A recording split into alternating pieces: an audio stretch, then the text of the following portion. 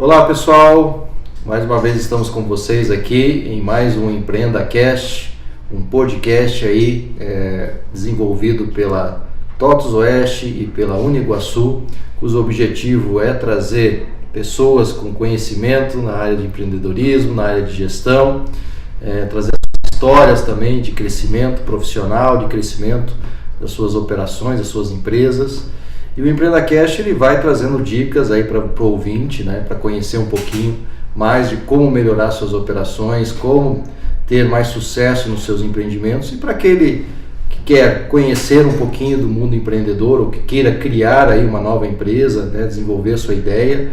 A ideia um pouquinho aqui é falar sobre isso e dar dicas para vocês. Então hoje estamos aqui com um empresário, uma pessoa que tem um histórico aí nacional e internacional, Roger Correia, né, que faz parte aí do SB Group, como um gestor aí da área de inteligência de negócios, inteligência empresarial, uma área bem assim vocacionada para estratégia, né, Roger? Me conta um pouquinho da sua história profissional, da sua história empreendedora e um pouquinho do que é o SB Group aqui em Cascavel. Obrigado, Emerson, pelo convite, né? Me sinto lisonjeado de participar desse bate-papo. De fato, o empreendedorismo é algo bem interessante para o público brasileiro, porque é desafiador, né? Independente aí do cenário político-econômico que estivermos, sempre vamos encontrar dificuldades e desafios. Nós temos vários pontos críticos aqui no nosso país, né? Carga tributária, por exemplo, a questão de infraestrutura, aí vem o ensino, aí vem a questão política. Nós temos um ambiente bem tumultuado para ser empreendedor aqui no Brasil, não é? É de fato um malabarismo, né? Então, aí a SB Group, a gente vem se posicionando no mercado como um ecossistema de soluções. Aí nós temos várias vertentes nesses diversos negócios e opções que tem no mercado, né? Então nós temos um braço na área de tecnologia, temos um braço na área de banco digital, também mexe muito com tecnologia, temos indústria, temos serviços de consultoria também. Então entendemos que o mercado é carente de solução, e uma solução prática e rápida, porque existe muito dinamismo, né? Como você falou, na parte econômica, tributária, financeira. Então o empresário ele se vê muitas vezes numa situação que ele precisa se posicionar rápido e de forma assertiva. Então trazer esse discernimento é muito essencial, a gente conseguir identificar de fato qual é o gargalo, aonde nós precisamos destravar e aí sim ir se posicionando. Eu sei que vocês transformam ideias em negócios lá na SB Group, não é? Como é que funciona isso? Então, a mente brasileira ela é muito fértil, né? E aí surgem muitas demandas, muitas ideias, tanto internas quanto externas, de pessoas que se relacionam conosco. Então a gente faz um processo aí de análise de viabilidade técnica e econômica, e aí quando é favorável o projeto, nós começamos a demandar energia mesmo para poder tirar do papel. Ah, legal. Mas fala um pouquinho de você, Roger. Você é engenheiro de produção, tem pós-graduação em parte de empresas, gestão de empresas. Me conta um pouquinho da sua história como profissional e como empreendedor. Bom, eu sou natural de Garuva, Santa Catarina, bem na descida da Serra de Curitiba ali. E aí com 19 anos fiz um curso que foi feito pelo Sebrae de Jovens Empreendedores. Lá então acendeu essa chama de transformar ideias em negócios, né? Okay. E aí trabalhei numa multinacional, italiana inclusive. Essa é multinacional, eu estava lá na cadeira de logística. Depois eu fui para uma Schultz, que é uma empresa lá de Joinville. É uma empresa onde eu atuei fortemente na área de logística e também na área de qualidade de processos, onde a minha mente começou a organizar mais a questão de como lidar com as dificuldades do dia a dia e também trazer aquilo de forma viável para o mercado, né? Depois então a minha esposa tinha um sonho de ser médica, ela já era enfermeira, bacharel, e nós descobrimos uma porta na Rússia, onde fomos convidados a fazer a faculdade lá de medicina. Aí fizemos um ano lá. Um ano na Rússia? Um ano. E como é que é a Rússia lá? O pessoal fala que é um ambiente muito hostil, assim, diferente, né? Começando pelo clima. Sim. Olha, aqui a gente tem aquela visão de que a Rússia é um país velho, um país caindo aos pedaços, né? Com baixa tecnologia. E pelo contrário, chegamos lá, nos deparamos com uma infraestrutura bem além daquela que nós desfrutamos aqui no Brasil. Shopping centers, todos eles bem tecnológicos, futurísticos. E o que há de melhor, assim, de tecnologia, tem muita coisa lá. Por exemplo, eles não usam nada de serviços Google, né, por conta dessa rixa, né, Brasil, Estados Unidos e Rússia. Então eles têm o próprio Google deles, que é o Yandex. O Uber deles, eles não usam o Uber tradicional que a gente conhece, eles usam o Yandex Taxi. Então o russo em si, ele é um cidadão que ele se coloca para fazer aquilo que ele se propõe. Ele não fica gastando tempo com coisas que não vão trazer resultado. Então, quando ele compra um projeto, quando ele decide fazer algo, ele de fato vai até o fim. São bem objetivos, bem focados. Então, se você conseguiu vender um projeto lá, você vai ter o apoio e direcionamento deles naquele negócio, naquele projeto em si. Sim, eles vão te suportar em todo o processo. Se você conseguir entrar no mercado russo, pode tocar o sino, porque de fato foi uma vitória. E é um mercado significativo, grande? É um mercado assim que tem dinheiro? Olha, eu morei no lado europeu da Rússia, que é a parte mais esquerda do continente, né? E ali, de fato, eles investem pesado, não só em tecnologia, mas em indústria, farmacêutico. Então, é um mercado bem aquecido, inclusive, né? Já o lado oriental, onde fica mais próximo da China, aí já é um pouco mais desacelerado, porque aí o pessoal já é mais... Agricultura. Agricultura e tudo mais, né? Ok. E lá, então, existe boas oportunidades também na Rússia, então. A pessoa que souber vender o seu projeto lá, o seu produto ou o seu serviço, tem oportunidade na Rússia. Certamente. Porque, inclusive, eu até participei de uma entrevista uma vez lá, em 2014, na IKE Option, que é uma plataforma de investimentos na bolsa e tudo mais. Me surpreendi com a quantidade de russos que investem na bolsa. Que a gente não imagina isso, né? Um país que vem do comunismo, né? Exato. E aí caiu a cortina de ferro em 1990, onde começou então o modelo capitalista, e muitas empresas, pequenos negócios começaram a realmente investir na bolsa e hoje se tornaram grandes empresas. Interessante. Aqui no Brasil ainda não tem uma cultura muito forte de usar a bolsa como meio de investimento, né? São para poucos, né? O brasileiro não tem esse costume.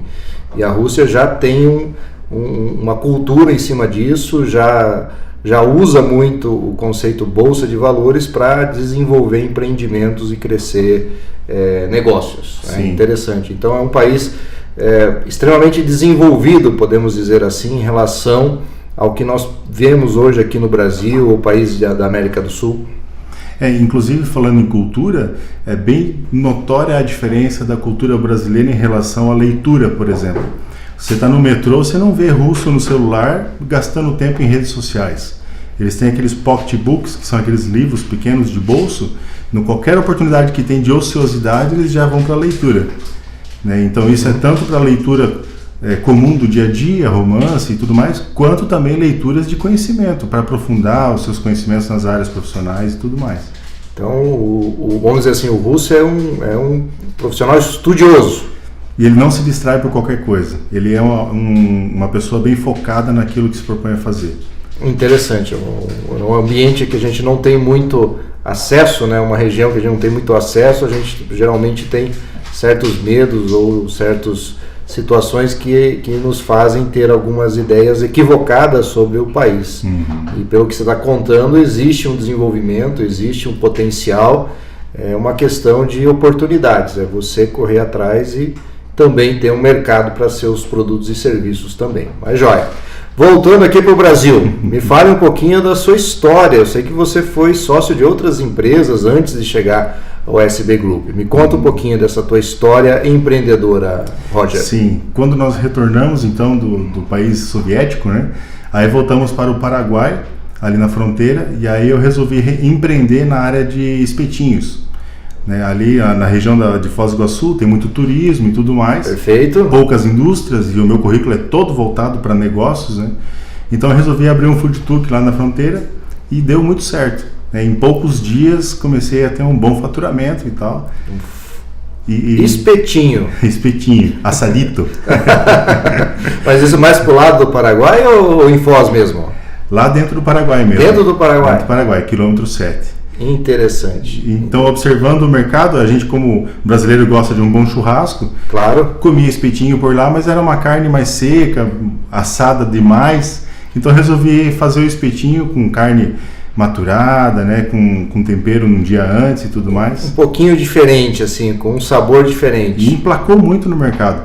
E aí eu cheguei ao ponto de abrir um ponto físico lá, aluguei uma sala comercial, e quando eu estava pronto para inaugurar a loja mesmo, aí recebi o convite para entrar num grupo aqui em Cascavel, que é o Grupo Unos, e aí comecei a atuar ali então na parte de processos e qualidade para assessorar eles na parte de procedimentos e escalar a operação.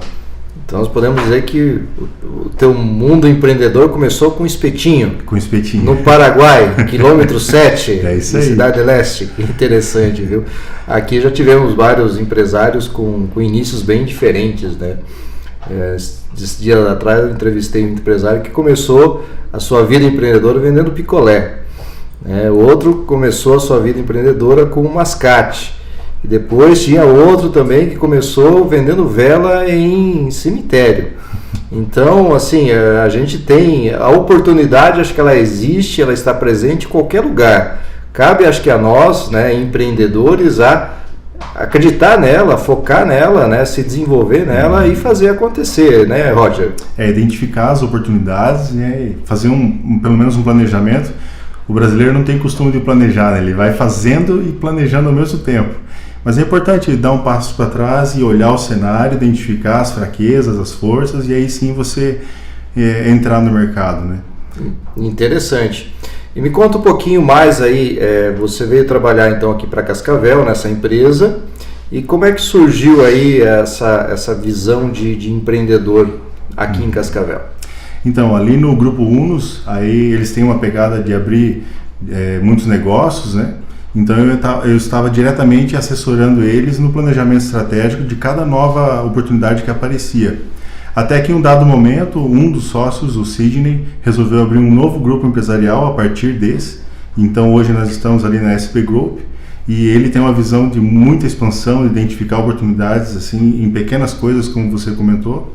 Então, de fato, essa é o grande desafio ali, da gente conseguir olhar os projetos e trazer ele para a realidade, se tirar do papel e tornar ele algo real, tangível. Acho que esse é o grande desafio aí, né, de qualquer empreendimento, é você planejar ele, é você criar a estratégia desse negócio, né, com a ideia de transformar num plano de negócio e esse plano de negócio ser executado e identificado também se ele é uma oportunidade válida que vai trazer resultados. Esse tempo atrás estava o vice-presidente da TOTUS aqui, né, estava comentando que você tem a ideia, mas assim, não é só a ideia, você tem que fazer com que essa ideia tenha mercado. Se ela não tem mercado, você pode gastar energia, você pode fazer um monte de ações, mas não vai ter a receita que você precisa para fazer com que esse negócio ele aconteça e se desenvolva e cresça de uma forma exponencial. Uhum. Sim, concordo plenamente. Inclusive, um dos grandes perigos de abrir vários negócios ao mesmo tempo é de você perder o foco. Então, essa distração empresarial ela é muito fácil acontecer, porque existem oportunidades para vários segmentos. E o empresário que tem o olhar para essas coisas, ele pode cair nesse risco de ficar fazendo um pouco de cada coisa, né? Existe até um livro do Greg McKeown que se chama Essencialismo, é um best-seller, e ele fala justamente sobre isso, da gente focar naquele negócio que tem mais potencial de receita. E aí quando você concentra a sua energia naquele negócio, ele começa a se sustentar e também sustentar novos projetos, para daí sim você abrir um segundo braço, um terceiro braço, né? Então o pilar mesmo assim do negócio é saber o que dá o dinheiro, né? O produto ou o serviço que vai te dar a rentabilidade ou vai te dar o faturamento que para fazer com que o seu negócio ele continue acontecendo. E não só continue, mas suporte outros negócios, né? Novos negócios, né? Seja um embrião, né? Outros isso. Novos negócios, embriões sejam financiados por esse produto ou serviço que você teve resultado, teve sucesso. Mas para chegar nisso, nós precisamos obviamente planejar, como você comentou, né? O pessoal chega assim, acorda, dorme, tem um sonho, uma ideia, acorda e já quer botar em prática, executar de qualquer jeito, porque né, se sentiu ali motivado com essa ideia, né? Porque não vi ninguém fazendo, vou fazer e tudo mais, mas precisamos sentar e planejar, montar um plano, né, de negócio. Como é que seria um plano de negócio que realmente nos dê a visibilidade de todo esse empreendimento? É o mínimo viável possível, né? Quando a gente faz o MVP e identifica a oportunidade, é necessário fazer um pré-estudo do mercado, se é rentável ou não, quais são as dificuldades que podem ocorrer no meio do trajeto, porque muitas vezes você pode ter uma mudança na legislação que pode travar todo o seu negócio e ele nem decolou ainda. Então é interessante fazer esse pré-estudo e muitas vezes também chamar profissionais que possam te assessorar nesse processo, porque nem sempre nós vamos ter habilidade para todas as facetas do negócio, porque tem a parte tributária, contábil, o próprio mercado em si. Então, se assessorar de pessoas que possam te municiar de informações para você tomar decisão. E não pode ter pressa nesse processo. Você precisa ir num ritmo adequado para você não perder a mão do negócio. Eu entendo que fazer o plano de negócio é tipo correr um risco calculado. É isso, Roger? Você analisa todos os fatores, todos os parâmetros, todas as situações críticas de sucesso do seu negócio com calma. Você matemática-lisa tudo isso, né? Coloca na matemática, em números, e dali para frente que você decide se você dá sequência, se você faz os investimentos, se você vai buscar investidores e assim por diante. Então, o plano de negócio para uma empresa, para um negócio, ela é importante para te dar essa visão de tudo aquilo que vai precisar fazer, tudo aquilo que pode ser negativo, né, para aquele negócio, para que você realmente, baseado em fatos, baseado em números, tome uma decisão. Vou empreender, vou abrir uma empresa em cima disso. Sim. E até mesmo acesso aos números, como você comentou, né? Porque sem dados, sem informações, como é que você toma a decisão? Então, ter um bom software, né? Uma boa ferramenta para te trazer os resultados, não só do presente, mas também a projeção do futuro, porque daí você consegue identificar até onde eu consigo suportar, de repente, uma crise, né? Uma situação adversa, como passamos pela pandemia um tempo atrás, né? Ou até mesmo uma imposição legal. Então, é interessante isso, porque quando você sabe bem até onde você consegue ir ou até onde você precisa chegar, aí você de fato dá passos firmes em direção ao teu objetivo, né? Cria ações, né, para se concretizar aquilo que está no papel, né? Isso. Acho que a gente tem um objetivo que ele faz parte do papel, mas para que ele aconteça tem que ter um esforço, tem que ter um trabalho, tem que ter um foco. E quando você sabe aonde quer chegar, aonde pode chegar e quais são os limitadores disso, né? Você consegue criar ações para neutralizar esses limitadores, você consegue criar ações para potencializar outras situações que vão te trazer mais benefícios, e com o plano de negócio faz com que você tenha toda essa visibilidade e você consiga criar ações que te tragam resultados. Que a sua operação realmente aconteça. E ações aplicáveis, né? Porque muitos daí tem aquele, poxa, mas eu gostaria de fazer isso, mas é aplicável agora? Ou é aplicável para o seu negócio? Então entender isso é também muito importante, porque uma ação ela precisa ser viável e aplicável não só por você, mas pela equipe envolvida. Porque de repente você estabelece lá uma atividade muito complexa que talvez não tenha aderência ao seu negócio, ou a equipe não tenha habilidade ou capacidade necessária para fazer. Então, ter também esse discernimento do que eu de fato posso fazer para trazer resultado a curto, médio e longo prazo vai ser um grande pulo para sucesso mesmo do seu negócio. E é ali que começa um negócio de sucesso. É você realmente planejar ele bem, é você olhar com carinho todo essa pré-negócio, né? Um pré-negócio, para daí sim você gastar o seu investimento, fazer o seu dinheiro, né, nesse investimento, ou você trazer pessoas para estar contigo. Você comentou também que são vários detalhes, né, que você precisa cuidar. Um deles é a área tributária, né, que é a área, né, que faz com que a gente trabalhe a parte dos impostos. Isso pode inviabilizar um negócio se você não olhar com carinho quais são os detalhes de tributos envolvidos nesse serviço ou nesse produto. Exatamente.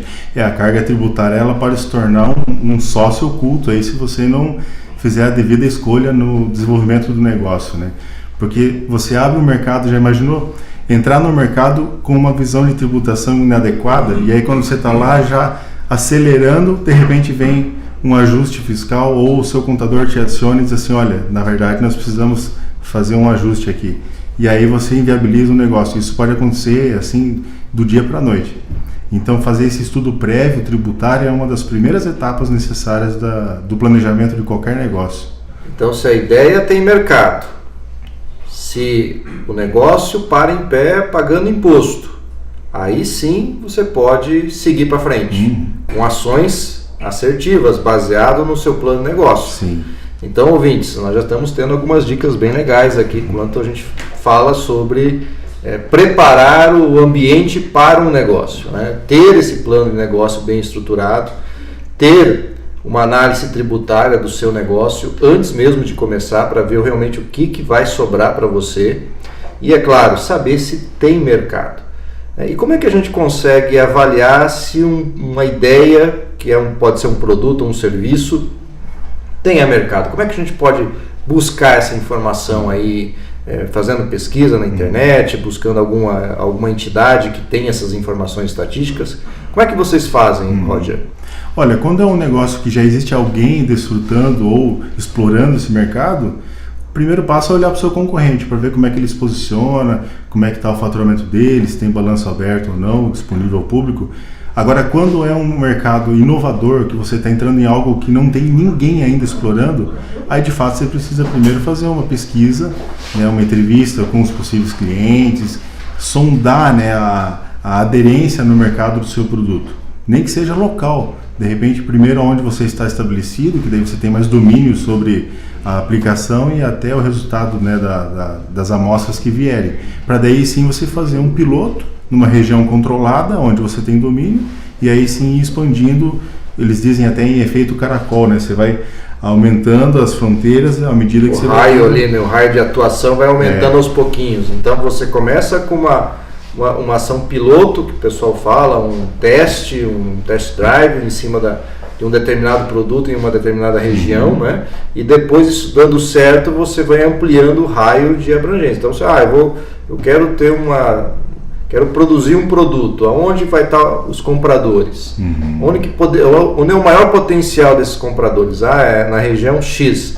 Então vamos começar por lá, porque lá tem a maior facilidade de vender esse produto. E se funcionando lá, você vai expandindo isso para outros lugares. E essa tomada de decisão para expandir, você precisa ter indicadores. Como é que você vai tomar uma decisão sem saber de fato se está sendo rentável, se está tendo prejuízo?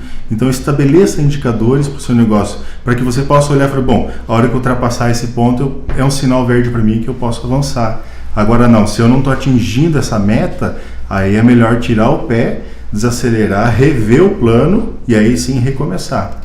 Esse é um ponto que eu acho que muitos empresários falham, né? Construir esses indicadores antes do seu negócio. Acho que o indicador que o pessoal geralmente usa é faturamento, né? Quanto eu faturei, e muitas vezes não é o faturamento que vai dizer se você pode crescer ou não, mas sim a sua margem, a sua rentabilidade, o seu fluxo de caixa. Então são vários indicadores que você tem que construir para você poder monitorar o seu negócio e daí sim dar o seu próximo passo. Ter isso estruturado. E muitas vezes a gente não gasta energia com isso, a gente não dá a devida atenção para essa situação de indicadores. A gente só está preocupado em fazer acontecer, né? Fazer tá lá no dia a dia, vendendo, entregando e não monitorando tudo isso. Até porque a maioria de nós, empreendedores, não temos formação, por exemplo, em contabilidade para fazer esse tipo de coisa. Não temos formação em administração, muitas vezes, para fazer toda essa estruturação de indicadores. E quando não tem isso, tem que buscar o especialista, não é isso? Sim. Eu até digo assim para os colegas que quando a gente vai abrir um negócio novo, você precisa de um jurídico, precisa de um contador, precisa de um financeiro e precisa de uma pessoa de qualidade de processo. Porque como é que você vai expandir um negócio que é embrionário se você não tem um padrão bem estabelecido, documentado, né? Para daí sim você olhar os indicadores. Como é que você vai reter talentos? Porque hoje a geração que nós temos é uma geração que troca de cargo e de empresa muito rápido, né? E aí eu não tenho um documento do processo. Acho que é a ansiedade, né? O mal do século. Né? Você tem ansiedade, vou crescer, não vou crescer. Olha ali o vizinho, mudo, né, para um outro caminho porque eu tenho inseguranças. Esse conceito de ansiedade prejudica muito o desenvolvimento profissional das pessoas, porque você tem muita insegurança. E eu entendo que para você ser um bom profissional, você tem que escolher bem o seu emprego, ou o seu negócio, o seu empreendimento e focar energia ali. Não é em 2 meses, ou 3 meses, ou 6 meses que você vai ter sucesso naquela função ou naquele empreendimento, mas sim um trabalho contínuo e um esforço contínuo para você colher os frutos depois de 2, 3 ou 5 anos, né? É um período longo para você ter sucesso profissional e ter sucesso no empreendedorismo. Concorda comigo, Sim, Roger? Certamente, porque é como se fosse a lei da semeadura, né? Que é bíblica, inclusive. Então você semeia para depois colher. Assim como o empresário semeia no funcionário para que ele possa dar bons frutos dentro da empresa, o funcionário, né, o colaborador, também semeia na empresa para que ele possa receber os seus benefícios. Então essa clareza de ambos os lados. A empresa está crescendo, a gente quer atingir tal patamar, vamos juntos nesse negócio aqui, vocês todos terão sucesso junto comigo. Então o empresário precisa trazer a sua equipe junto contigo com clareza, para que eles enxerguem também quais são os próximos passos. Tem alguns empresários que têm dificuldade de abrir essa visão. Você não precisa abrir toda a visão estratégica, mas mostrar para o seu colaborador que ele pode crescer junto contigo é uma forma de reter talentos. Exato, acho que uma característica de nós seres humanos, a gente quer fazer parte de algo, né? E para fazer parte de algo a gente quer saber o tamanho desse algo, né? E o planejamento estratégico dá essa visão para o empreendedor, o tamanho do seu negócio, aonde quer chegar, e você tem que pegar isso e também compartilhar com as pessoas que estão contigo nesse desafio, nesse empreendimento, para que elas tenham engajamento e esse engajamento vire resultados. E aquelas metas, aqueles objetivos que a gente definiu no planejamento estratégico realmente aconteçam. Então, eu acho que sem pessoas o planejamento estratégico não acontece. Né? Então, precisamos disso muito bem motivacional, muito bem estruturado dentro de uma empresa para que as pessoas façam com que o negócio realmente aconteça. O pessoal fala assim, não, uma empresa precisa de alguns pilares. Precisa de processo, precisa de informação e precisa de pessoas. Mas enfim, no final das contas, quem foi que define os processos? São pessoas. Quem é que gera a informação? São pessoas. Quem é que faz acontecer? São pessoas. E a gente chega num delimitador que pessoas é que fazem o negócio acontecer. Então você tem que construir com essas pessoas um universo que eles façam parte desse negócio. E eles têm que saber a posição deles e aonde querem chegar, onde você quer chegar com eles e aonde eles podem chegar também. Aí sim você prende, né, essa pessoa, no bom sentido, é claro, dentro da sua operação e a pessoa fica contigo muitos e muitos anos.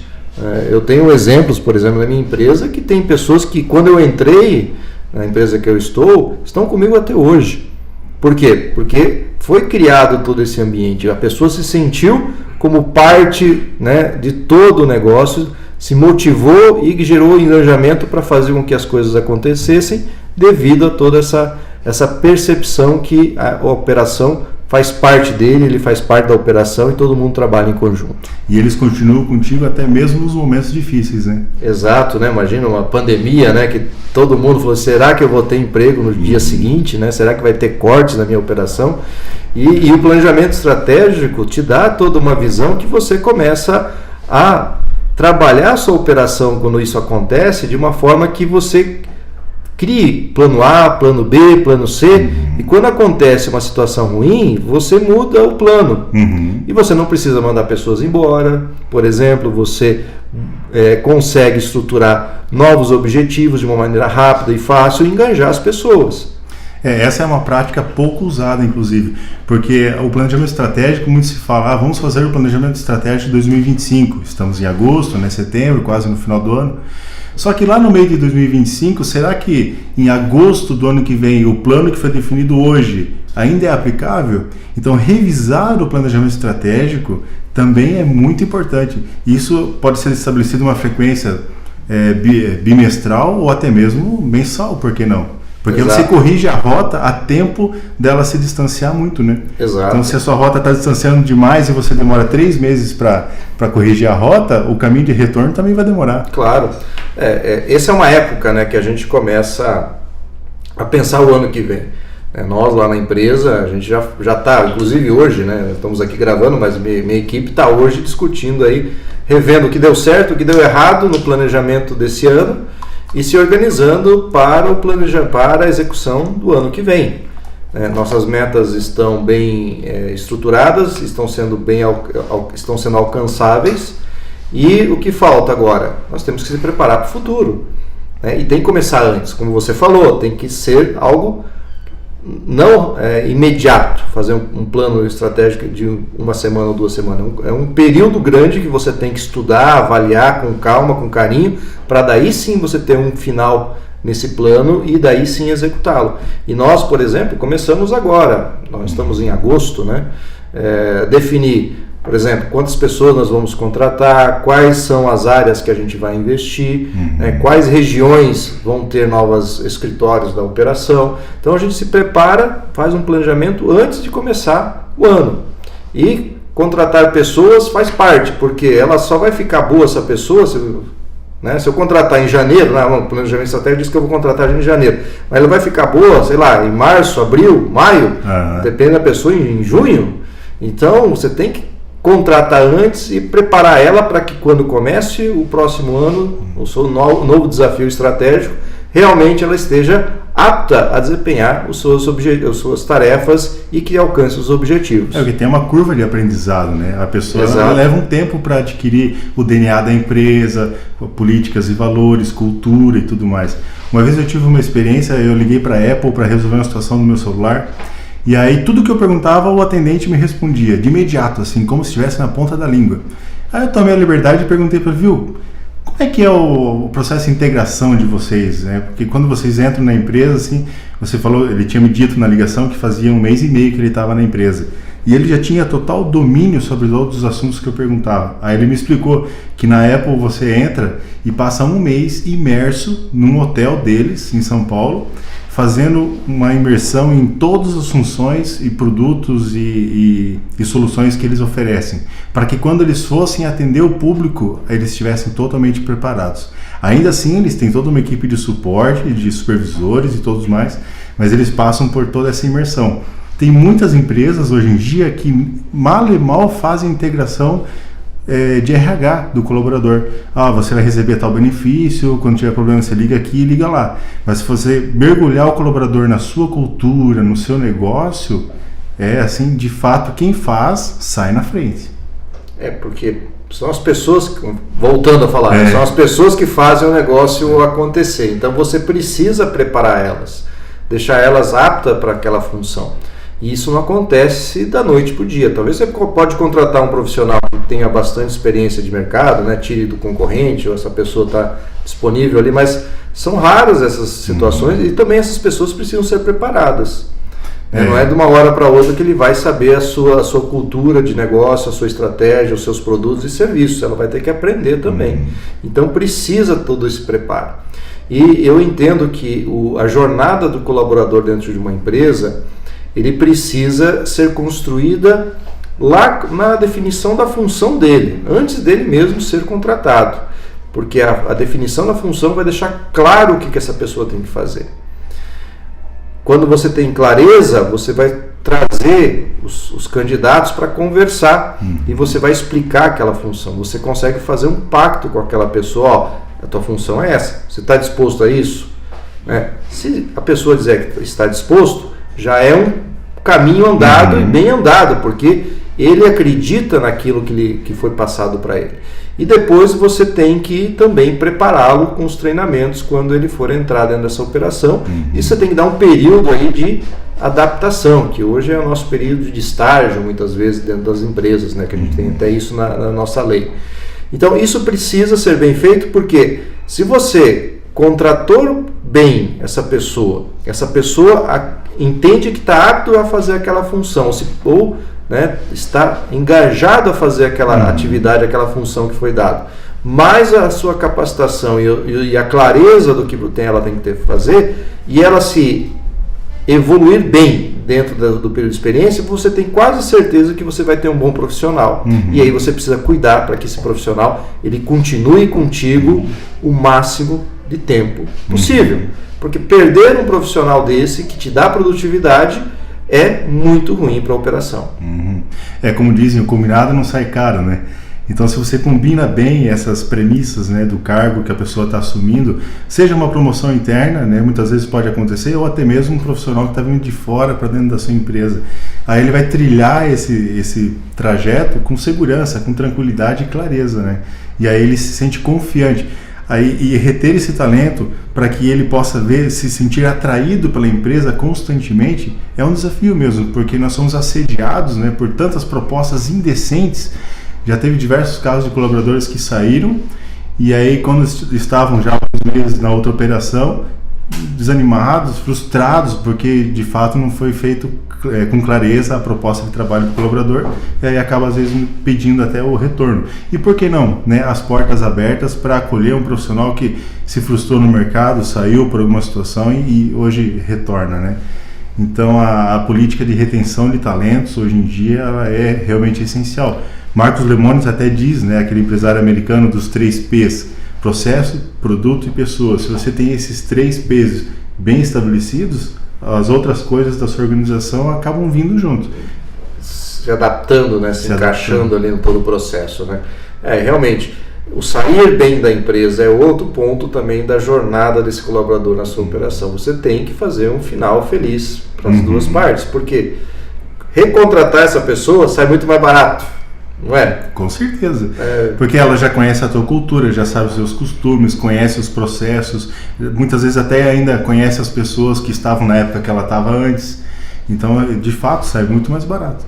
E a produtividade acontece mais rápido também em todo esse ciclo aí. Legal.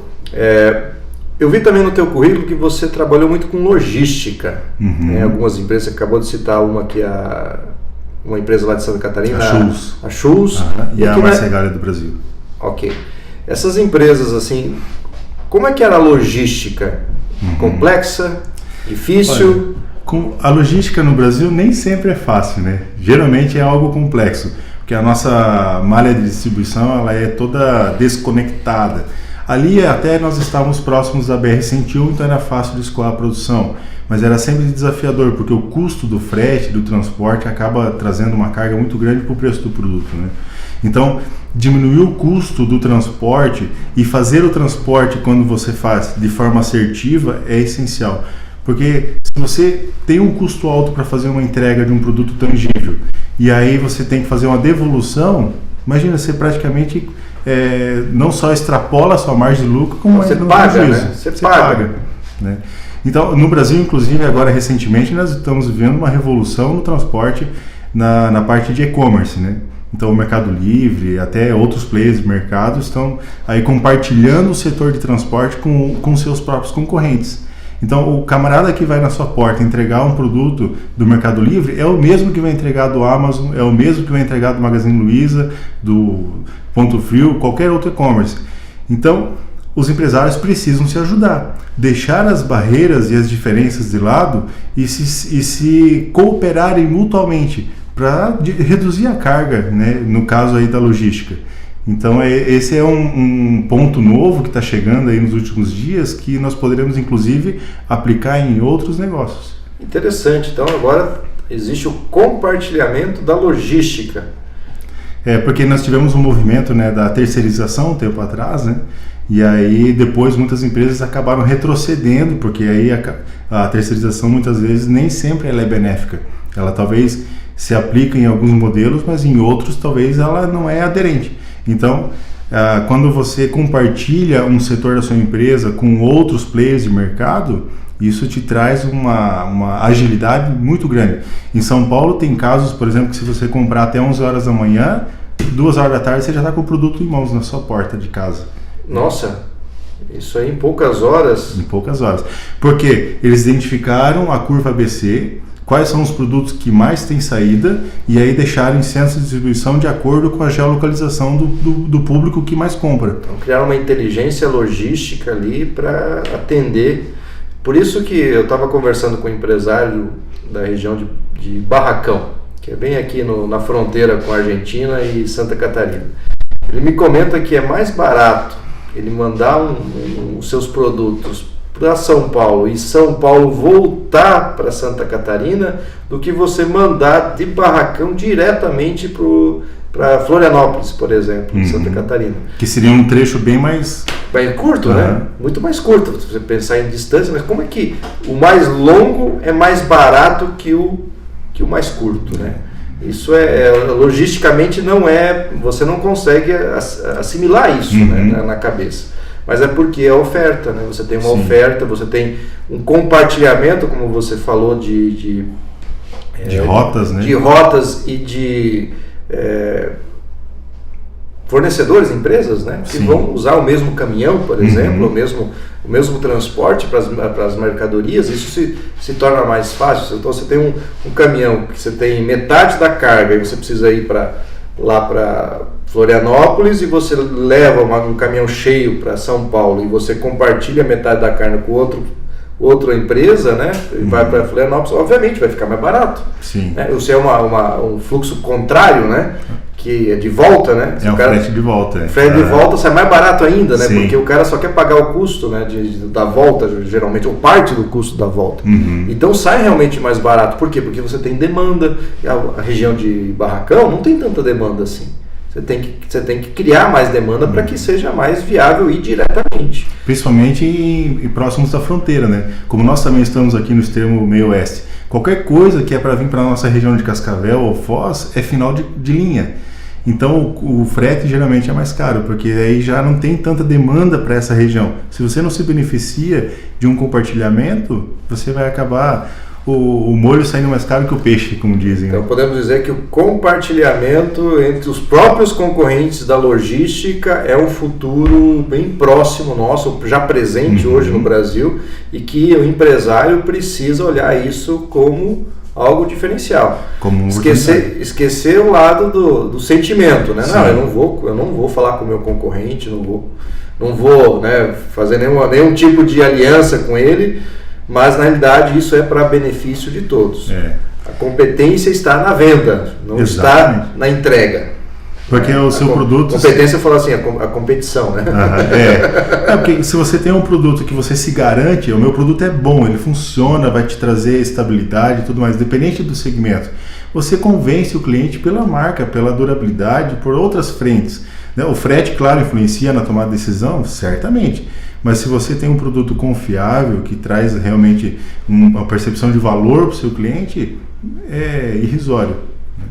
Então nós temos aí um momento disruptivo, né? Uma quebra de paradigma para o empreendedor, que a logística ela está indo para um caminho cada vez mais compartilhado, cada vez mais juntar em um lugar próximo do cliente os produtos, né? Para que seja distribuído de uma maneira mais rápida e mais fácil. E isso exige que os empresários se conversem mais, se unem mais, para que você facilite, gere um preço menor de produto e gere uma agilidade na entrega também. E essa tomada de decisão esbarra novamente nos indicadores, né? Então você conhecer a sua carteira de produtos, ver quais são os produtos que mais saem e que fazem sentido para determinada região, aí todo o investimento necessário de logística para aquele produto vai se pagar em curto prazo, porque você sabe que aquele produto vende naquela região e se você tiver ele mais próximo do cliente, você vai vender mais. Porque está próximo, entrega rápido, né? Quem não gosta de... Hoje a inteligência, hoje um grande desafio do marketing, da venda digital é você fazer uma entrega rápida, né? Porque nós, quando compramos alguma coisa, nós gostaríamos de estar com ele naquele momento. Optamos para a área digital porque é mais barato, porque é mais fácil procurar, né? Tem uma facilidade muito de ter informações, mas fica aquele sentimento, vai demorar 1 dia, 2, 5 dias para receber, ou 10 dias para receber. E se a gente conseguir reduzir isso, cada vez mais você vai ter uma venda digital, cada vez mais uma presença digital do seu negócio, da sua operação.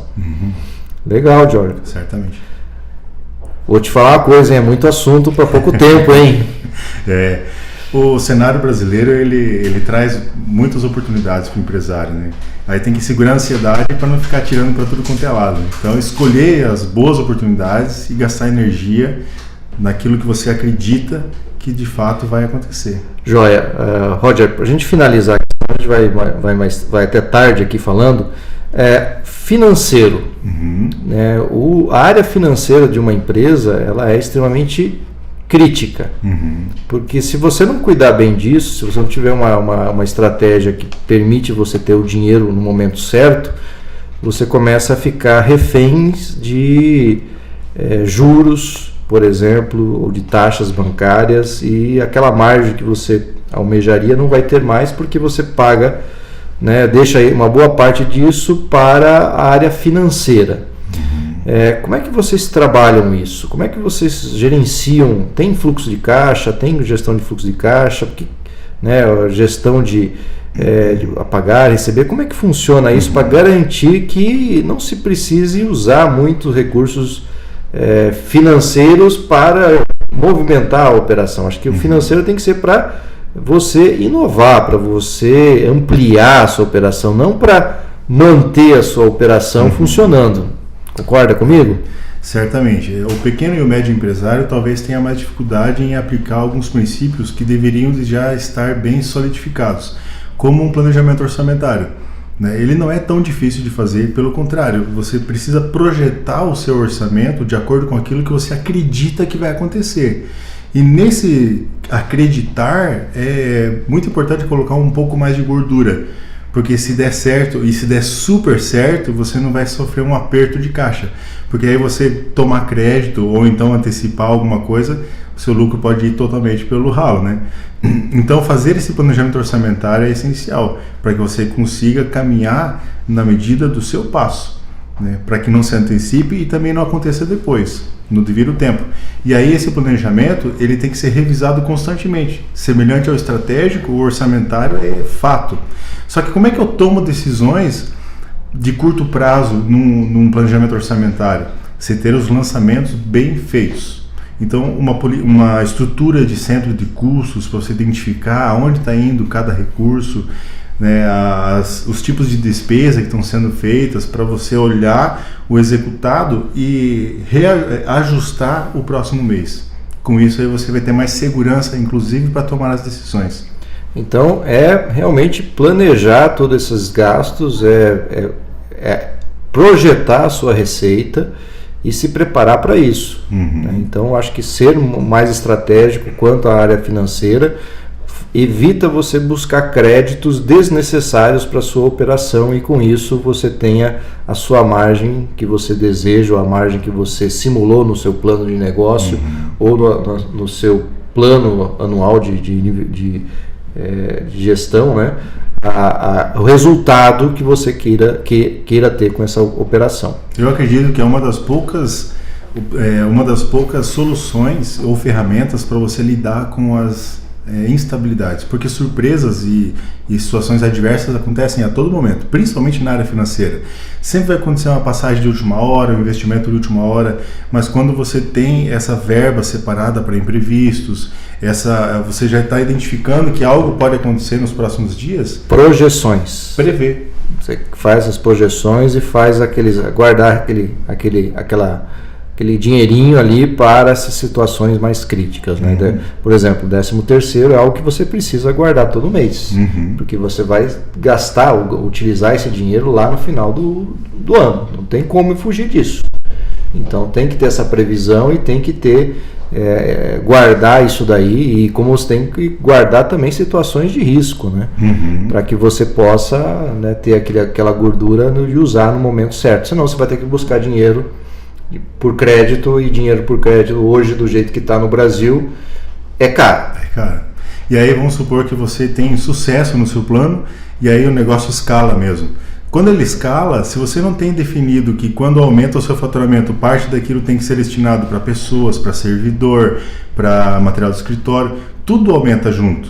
E aí, então, você tendo essa previsão de que o que está aqui separado para crescimento, quando aumenta o faturamento, você consegue acompanhar. Porque às vezes o comercial avança, mas a administração não consegue ir no mesmo ritmo, porque não foi separada essa projeção. Muitos fazem projeção para a área comercial, mas não fazem projeção para a área do back-office. De operação, né? De operação. Então, dessa forma, você cresce sustentável, não fica desbalanceado. Né? Interessante. Mas, joia, Roger, quero agradecer a tua presença aqui, teu conhecimento conosco, de compartilhar todas essas dicas aí. Aproveito e faço o convite para vir para novos momentos conosco aqui futuramente, em outros temas legais aí que a gente vai tratar no dia a dia nosso. E você, ouvinte, nos curta aí nas redes sociais, faça seus comentários e também, né, compartilhe, né? Quanto mais pessoas receberem esses conhecimentos aqui de empreendedorismo, de gestão, mas o nosso dia a dia, as nossas empresas, os nossos negócios, as nossas pessoas que estão envolvidas vão se desenvolver mais, crescer mais, maior qualidade de vida, e todo mundo ganha com isso, ok? Obrigado, Emerson, pelo convite. A área de empreendedorismo é um eterno aprendizado, então todos os dias, né, a gente precisa estar se atualizando mesmo. Só vou fazer mais um pedido. Me dê uma dica para o empreendedor aí. Qual seria uma dica de ouro aí que você, no seu dia a dia, que você acha que é importante o empresário dar uma atenção especial? Eu acredito que é valorizar as pessoas mesmo, identificar os potenciais que tem na sua equipe para que ela possa te trazer o recurso que você almeja no final do resultado. Se o teu colaborador está engajado junto com o teu projeto, ele vai caminhar contigo até o final. Então são pessoas, né? Você envolver pessoas contigo, fazer parte do seu dia a dia, do seu negócio e fazer com que isso aconteça. Um produto você cria bem, um processo você ajusta ele, mas pessoas é difícil de achar. Então quando você acha um bom talento, investe nele que ele vai caminhar contigo nos outros 2 P's. Perfeito. Obrigado, Roger. Um grande prazer estar contigo aqui. Valeu por tudo. Um forte abraço e até mais, pessoal. Até o próximo episódio. Tchau. Tchau.